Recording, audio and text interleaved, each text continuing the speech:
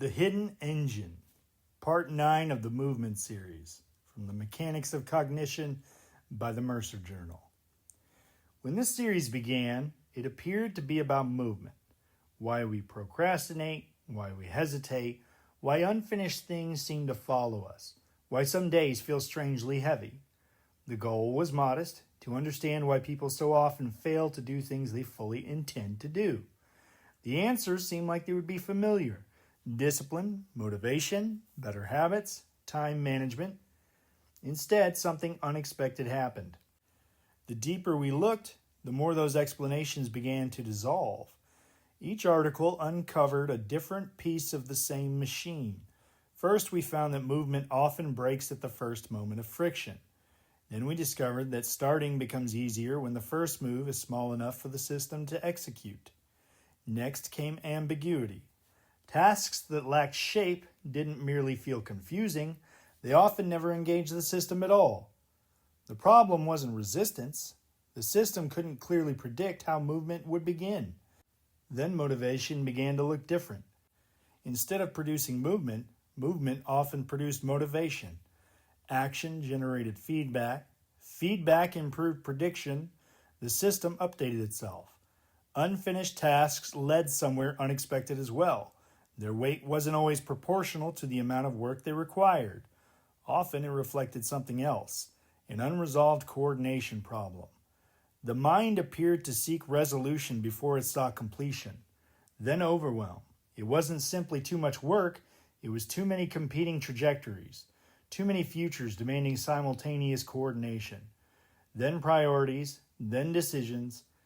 Again and again, the same pattern emerged. Different problems, different language, one underlying mechanism: prediction. Not because we began with that conclusion, quite the opposite. Prediction kept appearing where we weren't expecting to find it. It explained why ambiguity stalled movement, why plans reduced mental load, why schedules felt calming, why lists work, why defining the next move mattered, why commitment often brought relief. Each discovery pointed back toward the same place. At some point, repetition becomes difficult to ignore. Prediction does not appear to be another productivity technique. It appears to be part of the operating mechanism itself. Movement seems to depend on it. Coordination seems to organize around it. When prediction improves, movement often becomes easier. When prediction collapses, movement frequently slows, fragments, or stops. That doesn't mean prediction explains everything. Human beings are more complicated than any single principle. Emotions matter, relationships matter, health matters, circumstances. No single mechanism captures the whole of human experience, but some mechanisms appear repeatedly across many different situations. Prediction has now appeared in movement, planning, motivation, overwhelm, prioritization, and decision-making.